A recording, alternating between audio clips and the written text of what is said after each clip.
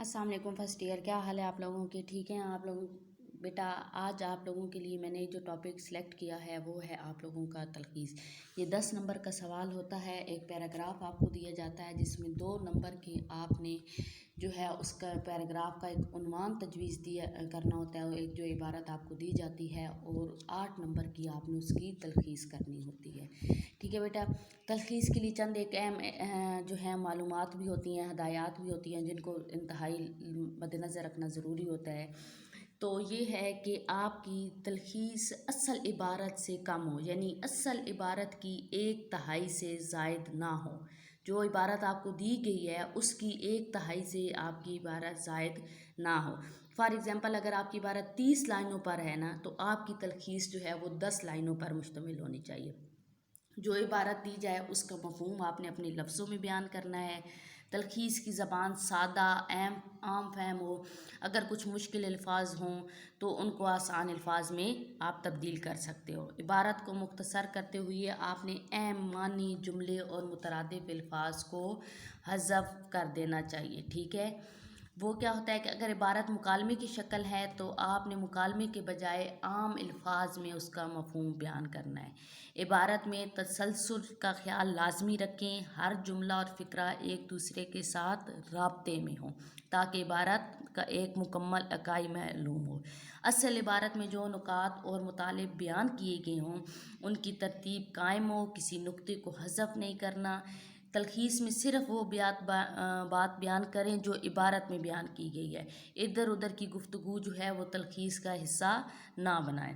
इबारत का मुनासिब उन्वान तहरीर करें। उन्वान ऐसा हो जो असल इबारत के मरकज़ी ख्याल को वाज़िया करे। ठीक है, ये चंद एक हदायत हैं जो तलखीस करने से पहले आपके दिमाग में होना बहुत ज़रूरी है। बेटा, तलखीस के लिए ये होता है कि तलखीस को आपने पैराग्राफ को अच्छी तरीके से पढ़ लेना है, समझ लेना है। जैसे मैंने बताया कि कोई भी जो अहम नुकात हैं मुतालिब जो बयान किए गए हैं उनकी एक तो तरतीब ऐसे रखनी है, दूसरा उनमें से जो है कुछ भी जो है वो अब काटना कूटना नहीं है, और ना ये हो कि आपने अपनी तरफ से कोई गुफ्तगू जो है वो बेशक उस जो है इबारत से मिलती हो, उससे रिलेटेड हो, लेकिन आपने इस इबारत का हिस्सा वो नहीं बनाना है। ये मैंने एक पैराग्राफ आपके लिए किया है कि शायद आपको ये करेंगे तो आपको कुछ थोड़ी बहुत समझ आ जाए। तालिब-इल्मी का ज़माना खुशियों और उमंगों का ज़माना होता है। तालिब-इल्म अपने वालिदैन के साए शफ़क़त में फ़िक्र मुआश और हर किस्म की ख़ानदानी उलझनों से आज़ाद रहकर अपने तालीमी सफ़र को जारी रखता है। तालिब-इल्मी के दौर में तलबा को बाज़ ऐसी खुशियाँ भी हासिल होती हैं जो हसूल इल्म का ज़माना ख़त्म होने के साथ साथ ख़त्म हो जाती हैं। मसलन फ़ुर्सत के औकात में अपने हम जमातों की सोहबतें, इस दौर के बेलोस्ट याराने, खेल के मैदान और मदरसा के दीगर तकरीबात में शमूलियत के मौक़ों पर आपस की खुशगपियाँ और छेड़छाड़ वग़ैरह।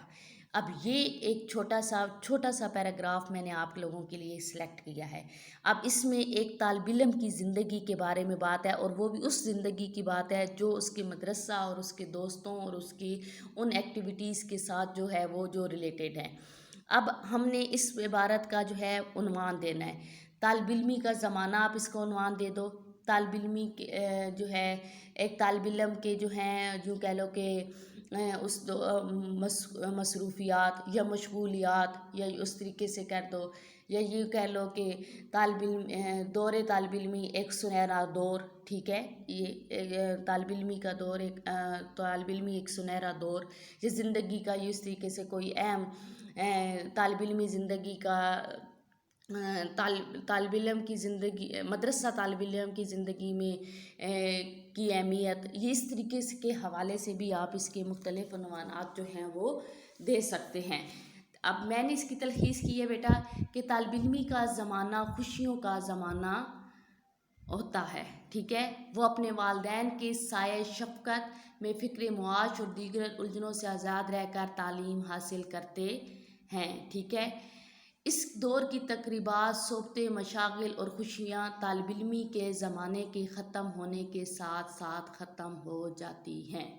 اب آپ لوگ خود اس پیراگراف کو غور سے دیکھو کہ میں نے کس طریقے سے، چھوٹا سا میں نے تو پیراگراف لیا تھا، میں نے کس طریقے سے جملوں کو جو ہے وہ مکمل کیا ہے. یہ دیکھو، یہ یہاں سے یہ بات جو حصول علم کا زمانہ ختم ہونے کے ساتھ ساتھ ختم ہو جاتی ہیں، نیچے وہ ساری باتیں آتی تھیں یار، جس میں دوستوں کی صحبتیں، بے لوث یارانے، کھیل کا میدان، مدرسے کی تقریبات. لیکن میں نے اس کو ایک جملے میں لے کر آئی کہ اس دور کی تقریبات، صحبتیں، مشاغل اور خوشیاں، چھیڑ چھاڑ خوش گپیوں سے آپ لوگوں کو خوشی محسوس ہوتی ہے نا بچے، ایک دوسرے کے ساتھ ملتے بیٹھتے ہو، گپ شپ لگاتے ہو، وہ طالب علمی کے زمانہ ختم ہونے کے ساتھ ساتھ ختم ہو جاتی ہیں. اب میں نے بچے آپ لوگوں کے لیے یہ ایک چیز اس طریقے سے جملے کو جو ہے وہ میں نے آپ کے سامنے بیان کیا ہے. ٹھیک ہے، اب آپ کو کچھ سمجھ آئی ہے اس میں تلخیص کے حوالے سے، اس لیے میں نے آپ کو ایک پیراگراف کر کے دیا ہے. نیچے ایک پیراگراف میں نے آپ کو دیا ہے کہ یہ آپ نے پریکٹس کے لیے کرنا ہے کہ فطری طور پر انسان ایسا واقعہ ہوا ہے کہ دوسروں کے سامنے اپنے گناہوں کا اعتراف کرتے ہوئے ندامت محسوس کرتا ہے اور دوسروں کے سامنے اپنے گناہ چھپاتا ہے. لیکن جب انسان اللہ کی بارگاہ میں ہم کلام ہو تو حقیقت سے کام لیتے ہوئے اپنے تمام گناہوں کا اعتراف کرتے ہوئے اللہ تعالیٰ سے رحمت کا امیدوار ہوتا ہے. گناہ کرنا اس کی سرشت میں داخل ہوتا ہے، لیکن اس کی رحمت سے ہرگز بھی مایوس نہیں ہوتا. وہ جانتا ہے کہ اللہ تو 70 ماؤں سے بڑھ کر زیادہ مشفق ہے اور وہ اس کی توبہ لازمی قبول کرے گا. اس لیے جب انسان سچے دل سے اپنے گناہوں کا اعتراف کرے اور توبہ کرے تو خدا اسے معاف کر دیتا ہے. یہ آپ کا ایک چھوٹا سا ہوم ٹاسک ہے. آپ لوگوں نے اس پیراگراف کی خود پریکٹس کرنی ہے، تلخیص کرنے کی کوشش کرنی ہے. مجھے ان باکس کر دینا، بعد میں کر دینا، یا کل کا جو لیکچر ہوگا اس میں مجھ سے اس کے حوالے سے بات کرنی ہو، کوئی گفتگو کرنی ہو، کچھ سوال پوچھنا ہو تو وہ آپ پوچھ سکتے ہیں. اوکے جی، اللہ حافظ.